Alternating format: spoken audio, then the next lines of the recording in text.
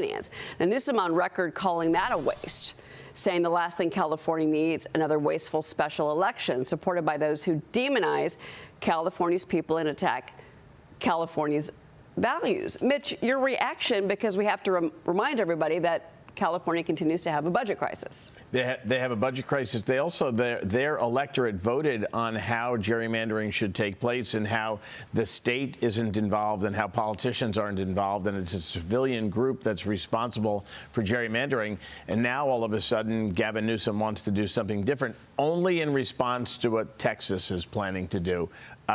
It's ridiculous, and the last thing California needs is spending $200 million on something. If they can spend money, they should spend it on getting the homeless off of their streets. What do you make of this, Michael? I love the moral high ground that Governor Newsom sits there and says, wow, this is really bad what's going on in Texas. You know, we have to respond. Hang on a second. So what percentage of the population is Republican in your state? Like 40%? And yet, how many seats do they have in Congress? It's a ridiculous gerrymandering they've done. If you take a look at the map, it is absolutely absurd the lengths they have gone to include people. They're one of the most gerrymandered states, notwithstanding the fact that they put into place a commission, an independent commission, to try to prevent that from happening. So when he comes back and he says, we're going to do this now, we're going to spend a lot of money, and it's just in response to Texas, making it completely political, it doesn't add anything to the voters of the state of California. And it's just to make a political statement back and forth. We'll see what the Justice Department says. You know, Justice Department is supposed to be the ones that look at these maps and sits there and says, this is constitutional, this is not. We'll see what they do with California. Interesting. Well, and again, going to the budget issue, too, that's a lot of money for something where you've already got a state that has already a lot of Democratic seats. To your point, you know, it was a busy day at the White House yesterday. He also put Chicago on notice as one of the next cities that could use a National Guard crime cleanup effort. Here he is. You know, I hate to barge in on a city and then be treated horribly by corrupt politicians and bad politicians like a guy like Pritzker. He ought to spend more time in the gym, actually. This guy is a disaster. Gavin Newsom's a disaster. When I have some slob like Pritzker criticizing us before we even go there, I made the statement that next should be Chicago, because as you all know, Chicago's a killing field right now. And they don't acknowledge it. Governor Pritzker already firing back yesterday, holding a presser after touring Chicago's waterfront, maintaining it's a safe city and that no one wants the National Guard there. Go talk to the people of Chicago who are enjoying a gorgeous afternoon in this city. Ask the families buying ice cream on the Riverwalk. Find a family who's enjoying today sitting on their front porch and ask if they want their neighborhoods turned into a war zone by a wannabe dictator. Mr. President, do not come to Chicago. There is not an emergency in the city of Chicago. There is nothing that calls for having troops on the streets of the city of Chicago.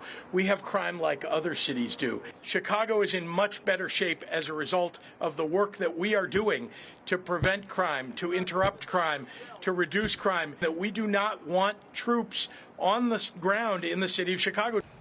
Okay, Michael Baboni, a couple of things. I mentioned this last hour. In 2021, the Chicago Tribune reported over 60 years, more than 40,000 men, women, and children have been murdered in the city. Douglas McKinnon also brings this up this morning on FoxNews.com. It was the Chicago Sun-Times headline that stated violence in some Chicago neighborhoods puts young men at greater risk than U.S. troops faced in Iraq, Afghanistan war zones, study finds. What's so ironic about this is that the communities of color are the ones that pay the price for these types of policies. We've seen that time and time again. No one seems to care about that. You know, in 2023, Illinois adopted this cashless bail program. And at the time, the speaker said, we're going to improve public safety through this measure. Well, no, you didn't. And so you've actually put at risk the whole judicial system. You talk to any police chief in America and you say, if you got a crime problem, would you rather have more resources to be able to help you? Would you like to have a soldier standing behind your police officers to make sure they're safe? The answer would be yes. And in terms of troops on the street, come to New York City. Go into Penn Station, go into Grand Central Station. You'll see National Guardsmen working with police officers, the blue and the green together. It's been an effective deterrent to crime. It's been an effective application of resources. This is not about troops in the streets as, taking over. This is about making sure that you bring down crime in an effective way. Real quick, Mitch, before we run, the far left mayor of Chicago says that basically incarceration, locking up, criminals, is racist, immoral, and unholy. I have a real life story. I was volunteering in a school, an elementary school, teaching kids in Chicago. It was time for recess and we were leaving the building, and the police locked down the school because there was a shooting right outside the school. Okay, a teenager was gunned down by other teenagers right outside the school. When you have this kind of, we don't care where we do it, what we do.